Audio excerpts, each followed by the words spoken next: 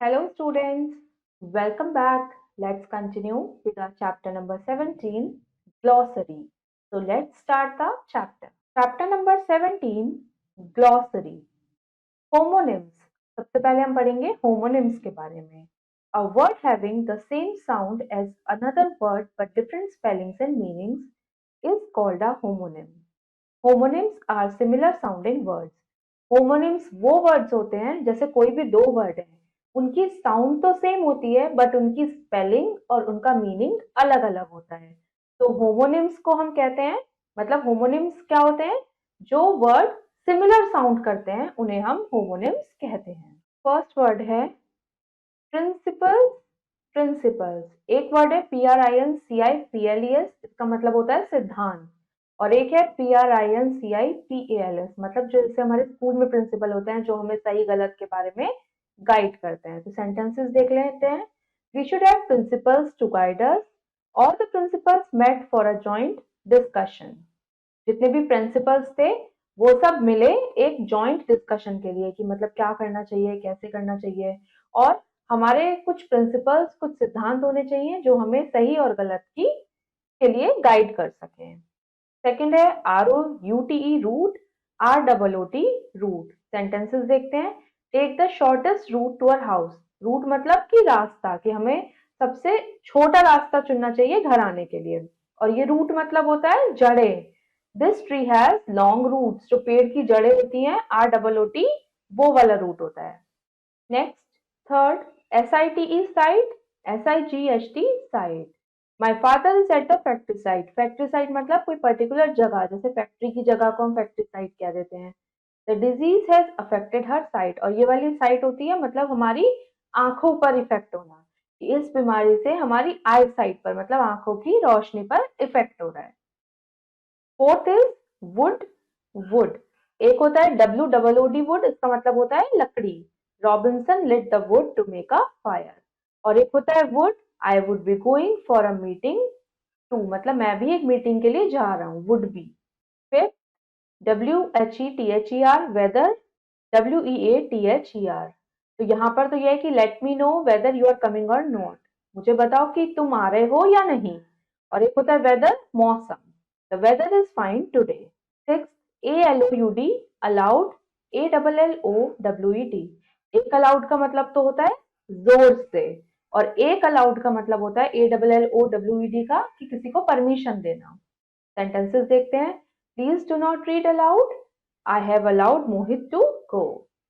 Next, seventh, BLEW blew, BLUE blue.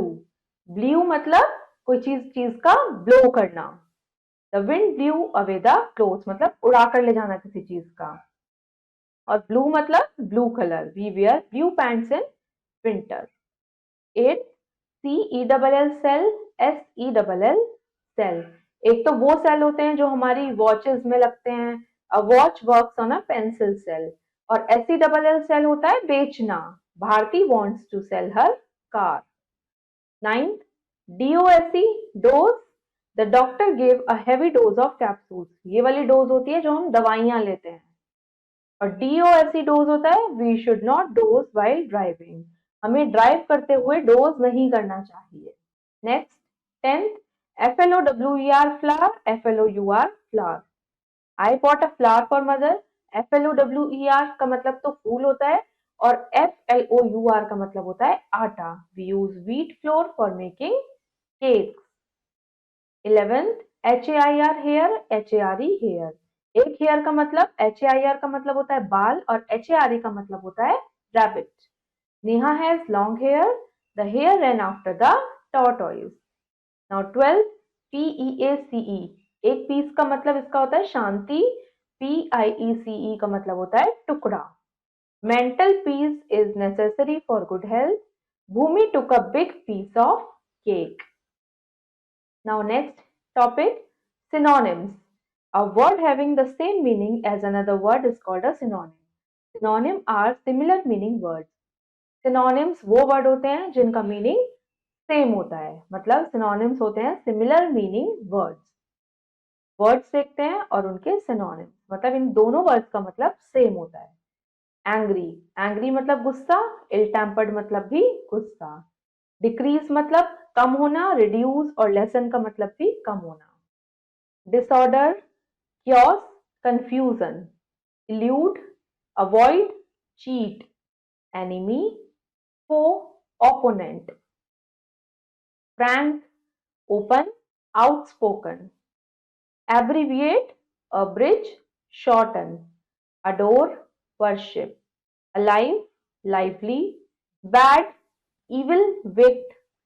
Burglar, thief, bandit. Catch, seize, capture. कुछ और synonyms पढ़ते हैं। Propagate, advertise, proclaim. Riot, mutiny, revolt. Suitable, appropriate, befitting. Smell, scent, odor. Victory, triumph, success. Weak, feeble, frail. ऐसे ही genuine, genuine के भी same meanings हो गए। Original, real. Help, aid, support. Infinite, endless, limitless. Mute, silent, dumb. Narrate, tell, say. Oral, verbal, unwritten. अब हम पढ़ते हैं antonyms. A word which gives opposite meaning to the word is called an antonym. वो word जो मतलब अपना opposite हमें देता है, एक दूसरा वर्ड देता है जो ऑपोजिट होता है उसका, उन्हें हम कहते हैं एंटोनिम्स। मतलब antonyms are the opposite words. यहाँ पर वर्ड्स, यहाँ पर एंटोनिम्स। हेस्ट, हेस्ट मतलब होता है जल्दी से कुछ करना, और स्लो मतलब धीरे। ऑपोजिट्स हो गए। हेल्दी, हेल्दी मतलब हेल्दी, स्ट्रॉन्ग, और वीक मतलब कमजोर। इसी तरह illegal, legal.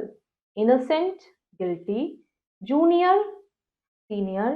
Kind, cruel. Live, die. Light, heavy. Major, minor. कुछ और देखते हैं। Rejoice, mourn. Sharp, blunt. Slim, stout. Useful, useless. Virtue, wise. Voluntary, compulsory. Wild, tame. Length, breadth. Mean, generous. कुछ और एंटोनिम्स देखते हैं। Accept, reject. Arrive, depart. Beautiful, ugly. Bold, timid. Enemy, friend. Freedom, captive. Fresh, stale. Give, take. Gain, loss. Happiness, sorrow. Brave, forward. Cheap, costly. Danger, safety. Early, late. Never, always. Noise, silence. Over, under. Present, past या absent. Positive, negative. Rise, fall. Now it's time to answer. A. Use the following words in your sentences to make their meaning clear. यहाँ पर कुछ words दिए हैं, आपको इनसे एक sentence frame करना है जिससे आपको इनके मीनिंग का डिफरेंस क्लियर हो सके। सेंटेंस लिखते हैं। वुड, WOULD का सेंटेंस क्या बनेगा? I would like to go to the beach. मतलब मैं बीच पर जाना चाहता हूं। वुड, लकड़ी, तो इसका तो हम सिंपल बना सकते हैं। This table is made up of would. ये टेबल किससे बनी है? वुड से, लकड़ी से। इसी तरह से इसके बाकी के पार्ट्स आप खुद करेंगे। Now B exercise, write the synonyms of the following. आपको यहाँ पर सिनोनिम्स लिखने हैं, मतलब सेम वर्ड लिखना है। कैच का ही एक ऐसा वर्ड लिखना है जिसका मीनिंग सेम हो। कैप्चर, कैच मतलब पकड़ना होता है, कैप्चर मतलब भी पकड़ना। सेकंड हेल्प, हेल्प मतलब मदद करना, इसका हो जाएगा सपोर्ट। सपोर्ट मतलब भी किसी की हेल्प करना ही होता है, मदद करना। इसके बाकी के पार्ट्स आप खुद करेंगे। Now see exercise, write the opposites of the following. यहाँ पर आपको ऑपोजिट्स लिखने हैं, मतलब एंटोनिम्स लिखने हैं। First, hustle. हसल मतलब होता है कि जब हम बहुत कंफ्यूज्ड और मतलब समझ नहीं आता हम क्या करें, तो इसका ऑपोजिट हो जाएगा रिलैक्स।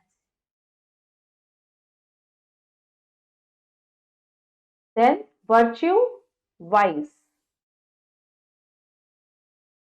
इसी तरह से इसके भी बाकी के पार्ट्स आप खुद करेंगे। हमारा चैप्टर नंबर 17 यहाँ फिनिश हो गया है। होपफुली स्टूडेंट्स, आपको होमोफोन्स, सिनोनिम्स और एंटोनिम्स समझ आए होंगे। अब हम मिलेंगे अपनी नेक्स्ट वीडियो में नए चैप्टर के साथ। Thank you and have a nice day.